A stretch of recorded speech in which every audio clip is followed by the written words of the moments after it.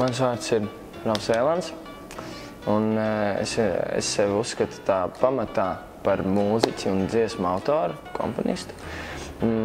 Vēl bez tā es darbojos radio, Spin FM. Tagad gan, kamēr ir Airvīzijas laiki, bija mācības vispārējais, biju paņēmis no radio nedaudz pauzīt, bet tur tūlīt pat ātri vien būšu atpakaļ. Un vēl es YouTube'ā veidoju ar saviem draugiem, līdzīgi domājošiem, tādu kanālu Pirmā vieta TV, kur pārsvarā ar komēdijas piesitienu tiek veidotas intervijas ar cilvēkiem. Mūzika aizsākās, kā mans krustāvs teica, jau kopš bija galīgi maziņš. Visu, ko vien varēja paņemt rokā mikrofonam līdzīgi, ņēmu un vienkārši liku pie mutes un tēloju, ka es dziedu.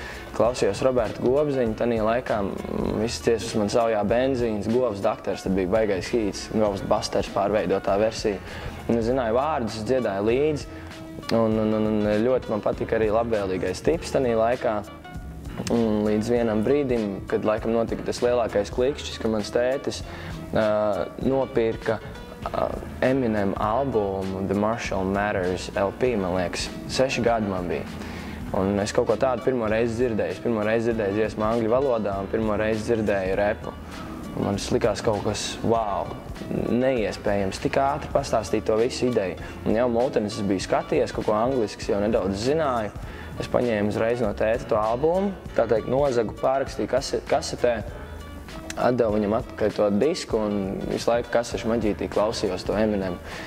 Un tā es iemīlējos mūzikā. Es sapratu, ka tas var būt tik dažāds, tā var būt tik dažāda virtuve, kad ir Roberts Gobziņš, kurš arī it kā tanī laikā skaitījās Latvijas reperis, kurš to dara lēni un ar humoristiskā veidā, un te var būt arī Eminems, kurš to dara ātri un uz dažādiem citiem ritmiem, uz funku mūzikas virsū, un tad pa vidam ir labvēlīgais tips, kur ir tāda deju grupa, ka tiešām ballēs cilvēku ceļus un sāk dejot. Un tad es sapratu, ka tas ir kaut kas dažāds un man dažādība ļoti patika, un tā aizsākās tas mūzikas lielais vilnis. Pa pirmā vietas var pastāstīt to, ka reiz vienkārši kādā dienā es skatījos Latvijas YouTube, un bija kāds kanāls, neatceros, kurš bija ielicis kaut kādu it kā smieklīgu video. Manuprāt, tās bija laika ziņas vai kaut kas, kur vienkārši džekam fonā mainījās krāsas vai kaut kas tāds, un pieņemsim parādās tītars, un fonā ir uzlikti mākslīgie smiekli, un viņš saka, oi, it kā tam, kurš to visu laika ziņas regulē, nu ko tu man lietas šitā nevar pastrādāt, un skatījos komentāros, cilvēki ļoti par to smējās, un viņiem tas likās ļoti aizraujoši, kaut gan es vienkārši visu video nosēdēju, skatījos un domāju, nu jā, ja šitas liekas aizraujoši, tad Latvijas YouTube kaut kas nav.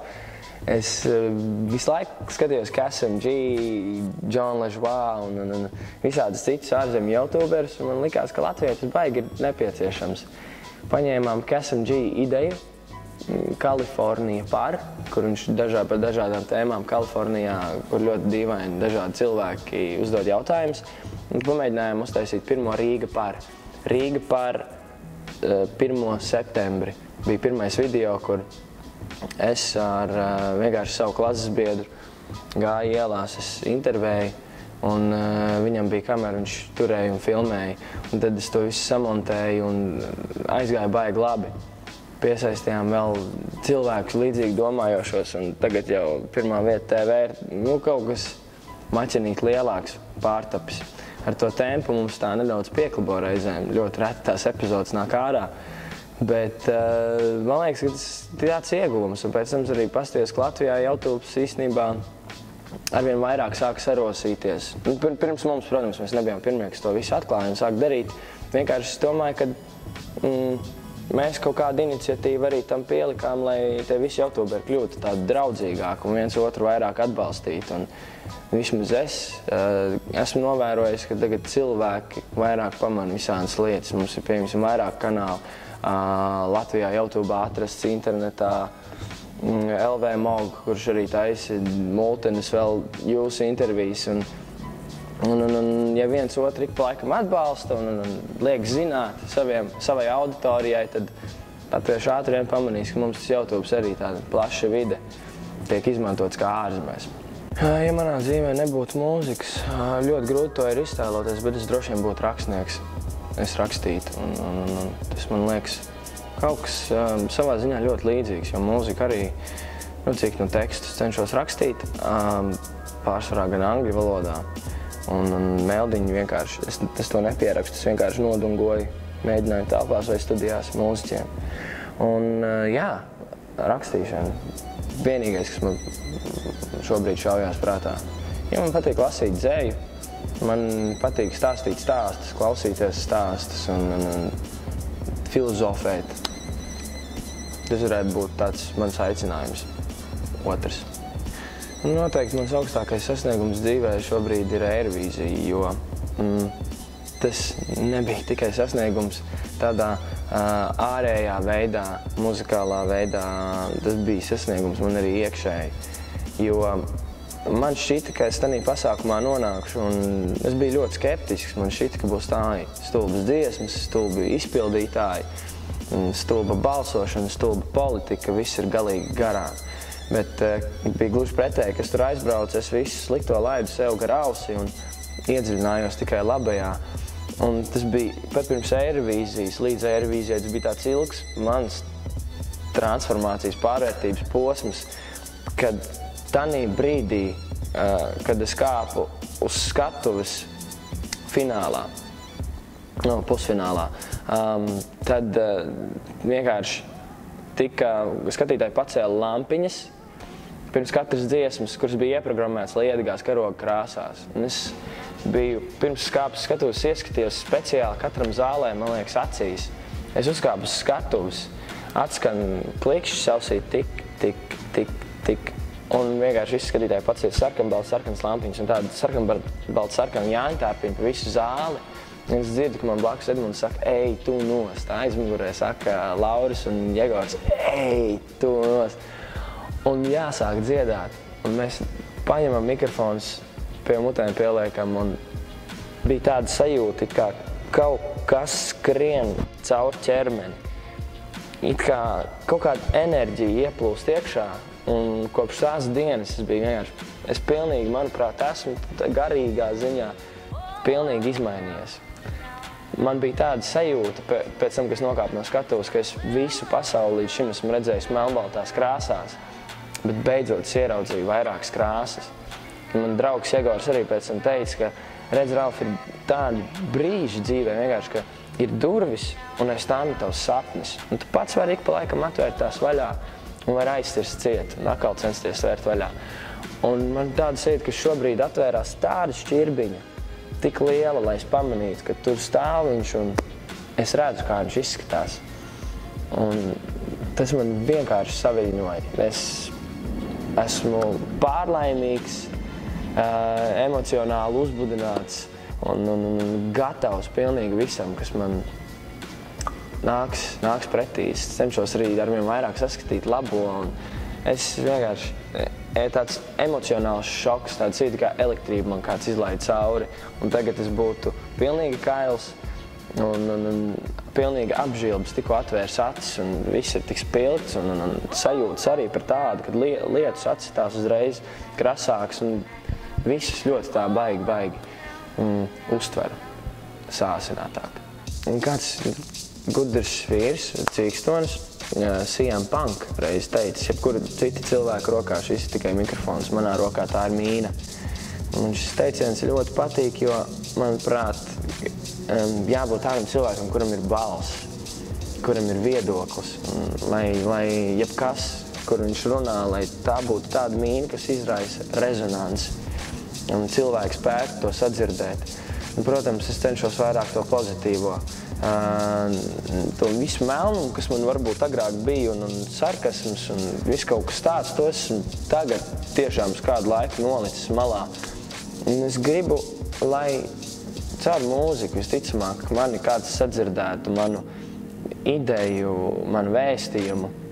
Jo, manuprāt, mēs visi esam vienkārši atnākuši šeit uz planētas Zemi un mums vajag tā kā celtniecībā Amerikā, ka viņi nāk uz darbu, viņi savu kartiņu iezīmogo Es esmu atnācis tikos, ka viņi iet prom, viņi atkal iezīmoga, lai priekšnieks var redzēt, viņš bija. Un tas zemes mums arī vajag tā, ček. Es biju, sveiciens visiem. Es nebiju vienkārši tāpatās šeit atnācis. Tādi ir mani sapņi, tādi ir mani mērķi. Protams, es te varu par materiālām lietām runāt, kas ir Grammy, viss kaut kas tāds, bet tie ir tikai tādi posmi. Vairāk jau ir tā ideja un tā filozofija. Es vēlos tādu patiesumu, sirsnīgumu, kaut kādas savas emocijas, ko esmu sapratis par dzīvi, nodot arī citiem, varbūt kuriem grūtāk. Par to baigi ilgi var runāt, bet tas tā īsos vilcienos. Man ļoti iedvesmo mūzika. Pavisam noteikti. Esmu tāds cilvēks, kurš nopelna mūzikā un iztērē mūzikā. Es aizbraucu uz Londonu, mūzikas veikalās paņēmu iepirkumu groziņu un piekrāmēju viņu pilnu un esmu atradies no varbūt pēc saviem 200 latiem, vienkārši nopērkot albumus. Un veikalos arī ejot, man ir bijis tā, kad esmu nopelnījis par koncertu honorāru un tas viss tiek iztērēts vienkārši vienā dienā ieiet mūzikas veikalā, nopērkot platas, diskus, visu kaut ko, un pēc tam es domāju, ja, kur lai aiziet paēst un tā tālāk un tā joprojām. Mūzika manī rada tādas ļoti krāsainas emocijas, jo man muzikālā virtuve, es uzskatu, ir ļoti liela, es klausos vairākus žanrus. Man agrāk bija teiciens, es klausos pilnīgi visu izņemot Green Day, jo tos vēl šobaldien neesmu sapratis džekus, kaut kā nav man uzrunājuši. Un vēl, kas man varētu iedvesmot, tā ir vienkārši dzīve pati. Esmu iemīlējies dzīvē, visā, ko tā piedāvā. Tagad staigājot apkārt, arī es agrāk biju tāds cilvēks, kas staigāja nokārs galvu, vienkārši skatījos savu ceļu, un man draugi varēja iet garām un māta rokām, un es nepamanītu. Varbūt viņi pat pēc tam apvainotos, ai, Ralf, tu nesveicināji, bet tagad es cenšos pacelt galvu, skatīties apkārt, kas ir koka, lapas, debesis, kas viss notiek, kam nāk kāds cilvēks pretī uzsmaidīt viņam, un tas viss man iedvesmo, visi šie notikumi. Grāmatas arī ļoti laba lieta. Cenšos ļoti lasīt. Un dzenbudisms man arī ļoti aizrauja. Tas man patīk visas tās mācības, gudrības, kuras tur var izlasīt. Tas viss man veido kā cilvēku un tas man iedvesmo. Šī brīnišķīgā lieta, ko mēs saucam par dzīvi un visām garšvielām, kas nāk līdz šim pamatēdienam dzīve. Jā, šis ir sarežģīts jautājums. Man ir grūti pateikt, kas man elks vai varonis, jo es vienam cilvēkam baigi vai vienai personībai baigi nepieķeros. Es skatos dažādos virzienos. Agrāk tas bija viennozīmīgi Eminems. Viņu var pieminēt kā cilvēku, kurš man iespējams ir ievilcis pa īstam mūzikā. Pat arī tagad, ja man kāds viņa albums kaut vai nepatīk, es vienkārši viņu iegādājos, jo man jau tā kolekcija ir tik liela ar visām viņa lietām, ka nevēlos apstāties. Tas laikam man bērnībā bija, agrāk bērnībā, pats top mīļākais mūziķis. Bet šobrīd mans elks, grūti pateikt. Es varu pateikt, no kādām personībām es iedvesmojos. Es iedvesmojos lielā mērā no funku mūzikas, un man ļoti patīk tāds mūziķis Blowfly. Viņš tiek dēvēts par pirmo pasaules reperi, jo kad vēl bija tikai funks, neviens īsti nerapoja, viņš sāka skaitīt. Un viņam grūvs vispārējais dziesmās ir tik interesants un virtuos, ka tas man ļoti aizrauja, un tie teksti arī stāsts, vienkārši klausos līdzi kā pasaku. Atceros agro bērnību, ka man lasīja pasakas, laikam arī tas mani aizrauja. Vēl mani ļoti iedvesmo Muse. Muse kraku pat esmu šodien uzvilcis, un Airvīzija arī, kas kāpes skatos, man kabatā bija ielikt biļeti uz Muse koncertu, jo kaut kā man šķita, ka tas varētu palīdzēt, un palīdzēja arī.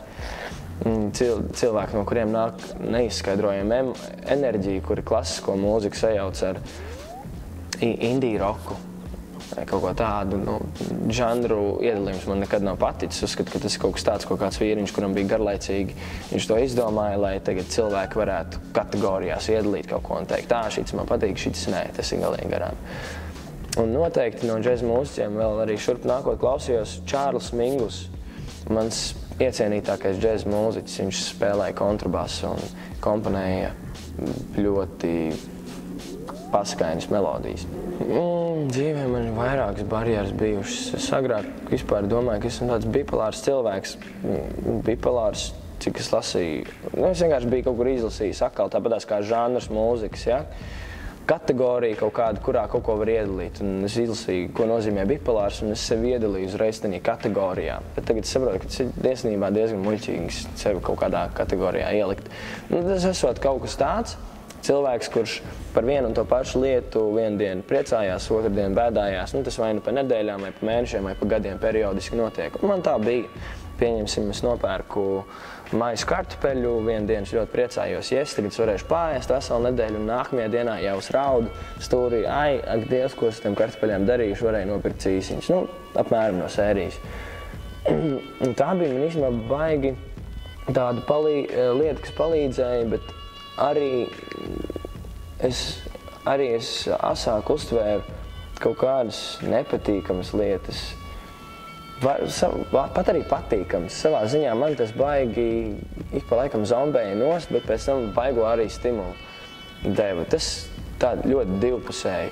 Pieņemsim, kāda dziesma bija tikusi, mums dziesma Go Get Up bija tikusi Dānijas neatkarīgās mūzikas topā, Chartbase 2. vietā. Ļoti priecājos, bet pēc tam atkal pārdzīvoju, kāpēc tikai 2. un kāpēc tieši šī dziesma. Varbūt varēja kaut kas tāds alternatīvāks tur no mums tikt. Un, ja neskaita vēl šīs emociju krasās maiņas, tad ļoti milzīgs tādā uzskatāmā veidā, manuprāt, pārdzīvojums bija mūsu labā drauga Mārtiņa Freimaņa došanās citā pasaulē, jo viņš bija tik labs draugs, kurš bija daudz ko iemācījis. Viņš joprojām ir pats sirsnīgākais cilvēks, kurus esmu saticis jebkad dzīvē. Viņš tik daudz ko iemācīja, viņš mūs izvilka vienkārši no zelta talantiem un deva dziesmas, ļāva tās izpildīt. Un tad, kad viņš vienkārši pateica pasaulē, tā, es dodos citur, es nezināju, ko iesākt. Man likās, ka viss ir galīgi garām, ka nekas neizdosies, ka nav jēgas neko turpināt. Jo tajos laikos vēl arī mums nebija pašiem savas idejas kā grupai. Mēs vēl bijām 3, un mums nebija, mēs nekomponējām dziesmas. Man bija tāds uzskats, ja Latvijā ir populāri dziesmu komponisti, kuri saraksta dziesmas, un vēl tad pat populārie, pat pieredzējušie var izgāzties, pieņemsim, dziesma nenonāk nekādā topā, cilvēkiem nepaķert, tad kādēļ, lai es to mācētu? Un Mārtiņš man vienmēr teica, Ralf, kādu dienu tas atcerēs dziesmu, un tā būs laba un skanēs, un būs tur un tur un tur un tur. Un es viņam neticēju. Un tad, kad viņš no mums atvadījās, es domāju, ka tagad ir pilnīgi čau. Un mēs esam, mūsu vidū vairs nav labs draugs un labs arī palīgs. Bet kaut kā tomēr to pārvarēju. Un man ir tāds teiciens, ka nevajag kavēties ne tikai sliktajos dzīves brīžos, bet arī labajos. Vienmēr vajag saprast, ka dzīve turpinās.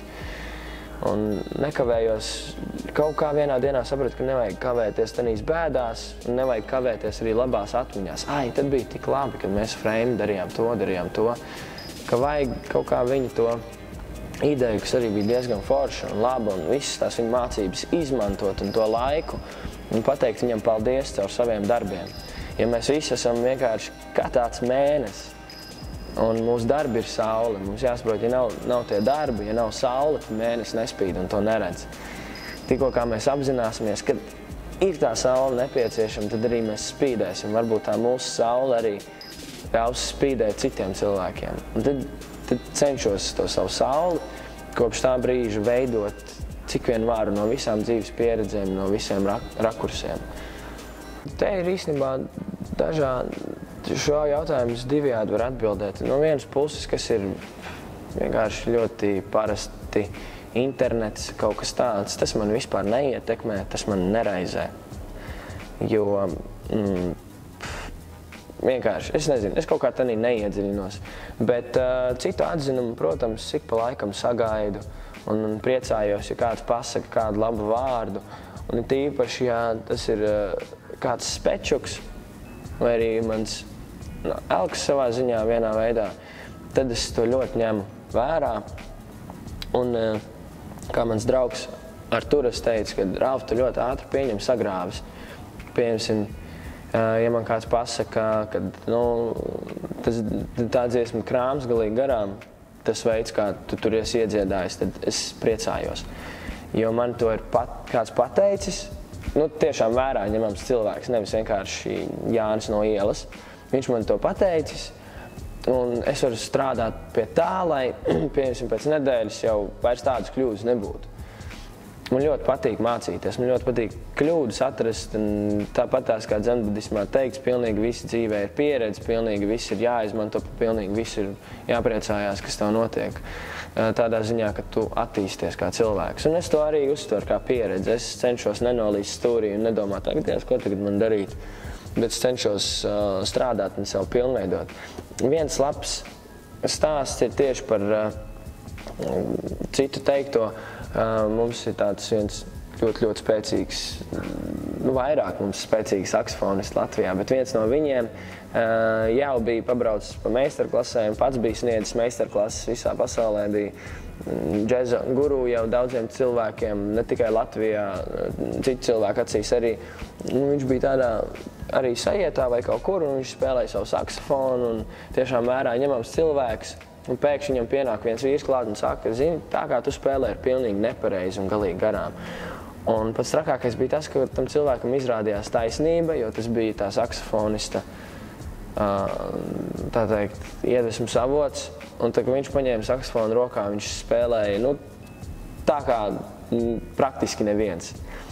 Un ko tad šis cilvēks izdarīja? Viņš pieņēma šo sagrāvi, un viņš ieslēdzās mājās un pāris mēnešu laikā pārmācījās visu manieru, kā viņš spēlē.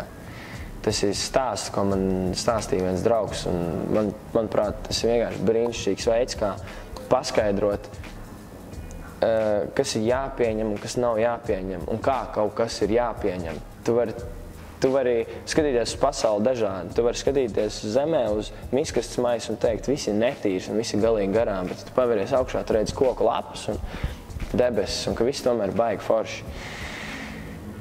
Manuprāt, jāsaprot, kas jāņem pretī, kas nav jāņem pretī, un to, ko ņem pretī, izmanto savā labā pēc iespējas vairāk, lai tu pats kļūsti par to, kas tu vēlētos būt. Tātad cilvēkiem, kuriem grūti kaut kam tikt pāri un sākt kaut ko darīt, vai arī citu aizrādījumus pārvarēt un tā tālāk un tā joprojām, ir pāris lietas, ko es varētu ieteikt. Pirmā lieta, tu vari, protams, sūkstīties tālāk un sēdēt, neko nedarīt un domāt, es labāk turpināšu kā iesākts un būs ok. Bet to virtuvi taču tu esi jau pamēģinājis. Un tu zini, kā tur būs. Tu zini visu, ko sagaidīt. Piemēram, ja tu sēdēsi mājās un gribi labu sportisko formu, bet nevar sākt skriet, ļoti parasts piemērs. Tad tu nevarēsi tam kaut kā tikt pāri, jo kāds teiks, ka nevajag skriet, blablabla, un tā tālāk un tā joprojām. Tu zini, kas notiks, ja tu sēdēsi mājās. Tu to esi darījis jau vairākus gadus, iespējams visu savu mūžu. Pamēģini. Mainoties ieradumiem, mainās cilvēki tev apkārt, mainās uzskati. To vajag saprast. Vienkārši izdari. Ļoti labi filma Jim Carrey, Yes Man. Viņš visam teica jā. Varbūt visam nevajag teikt jā, bet tā ideja ienāk prātā. Jā, labi, pamēģināšu. Jo prāts ir īstenībā baigais instruments cilvēkam, kurš ieņem tādu savu kaut kādu nostāju un saka, nē, tev nevajag, tu dzirdēji, ko viņš tev teica, nē, vai arī jā, vai dari šitā, tā tālāk. Bet, ja tu nedari, tad tu esi tikai izdomājis kaut ko, kas varētu notikt. Pieņemsim, ja es iedomājos, vai rītā es neiešu uz to ralliju, jo man draugs teica, ka tur ir bīstam un varbūt man mašīna pārbrauks pāri kājai un nedod Dievs kaut kas notiks. Bet tas vēl nav noticis. To ir mans prāts vienkārši izdomājis un ieskaidrojis man kā patiesība. Bet tā nav patiesība. Nu aizej uz to rallī, nu nostājies nedaudz tālāk un skaties. Un beigās vienkārši mašīnas brauks garām, tu būsi laimīgs, popkorns rokā, varbūt pat meiteni pie sāniem un yes, lieliska diena. Tā ir kaut kāda problēma, kura nav, bet prāts viņu vienkārši ir radījis. Un, manuprāt, cilvēkiem vajag vairāk arī pielikt sirdi savā dzīvē, tad būs vienkāršāk. Nu, redz, kā viena roka, piemēram, es taisu mālu figūras, un vienu roku uz kaut ko baigi forši var uztaisīt, ja? Nu, ir okei, ir labi. Bet, ja es pieslēdzu otru roku, tad, ja man tā figūra tāda interesantāka sanāk, kaut kas vairāk, prāts un sirds iedarbina abus, neļauj vienam valdīt pār tevi. Jo tie aizrādījumi, vispārējais, tas viss ir prāts, tā nav mūsu sirds. Un es uzskatu, ka ir viena valoda, kurā mēs visi varam saprasties, un tā ir vienkārši sirds balss, tā ir sirds. Ja caur sirdi mēs runāsim, tad tā rezonance būs milzīga, mēs būsim laimīgi, priecīgi. Varbūt arī šādi pagruzīsimies, bet arī tas ir labi. Cilvēkam ir radītas emocijas, radītas sajūtas, un tas viss ir jāizmanto, jāuztver. Jāmēģina, jādara. Sēžot mājās, mēs zinām, kas notiks, jo mēs to esam darījuši jau ļoti ilgi. Nevajag sev melot, vajag vienmēr būt atklātam pret sevi. Nevajag teikt, bet visiem ir tāpatās labi, jo mēs baigi bieži sev melojam. Vajag sev pateikt, zini, Ralf, nav labi. Izej ārā, pamēģini. Un tad skaties, ja būs slikti, nu, tu tā kā citi cilvēki teikuši, nevis izgāzīsies, bet būs atradis veidu, kā nevajag rīkoties. Un tas arī ir ļoti labi. Es domāju, ka revolucionāri tas ir kaut kas ļoti nepieciešams. Jau nosaukums, manuprāt, ir ļoti atbilstošs, jo tas, kas notiek šobrīd lielos vilcienos Latvijas jaunatnē, par to man pat brīžiem, es domāju, gribētos galvu nokārt un domāt, kas notiek, kāpēc. Tas slinkums, nenovīdība, uzskati, ka visas dzīves atbildes ir iespējams pat kādā dziesmā, kur skaidro, ka visi forši un vienkārši poppin' champagnes, kaut kas tāds. Un dzīve nav viens milzīgs tusiņš, kad vajag pēc iespējas ātrāk apzināties, ko tu vēlies darīt, kas tu vēlies būt. Lai nav tā, ka mēs visi esam, ja, šitā kastība un apmēram redz tikai šādu taisni. Cilvēkiem ir jāpalīdz visādos veidos ieraudzīt, kas notiek apkārt. Un ne tikai jauniešiem. Tas ir vispār, visiem. Man šķiet, ka revolucionāri kaut kas ļoti noderīgs un pēc iespējas vairāk cilvēkiem tam ir jāpievēršās.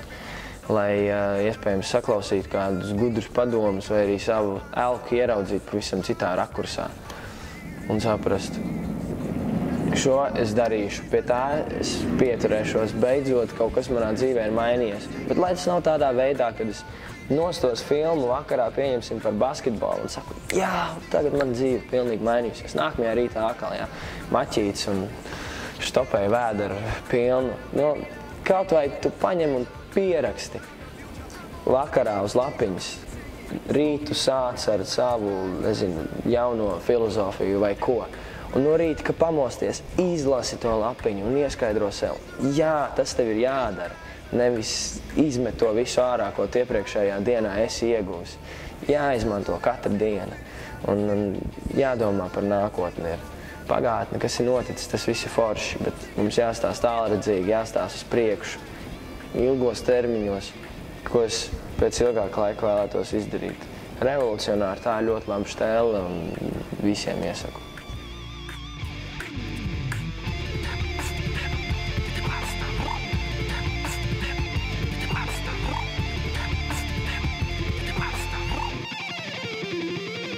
Lisa is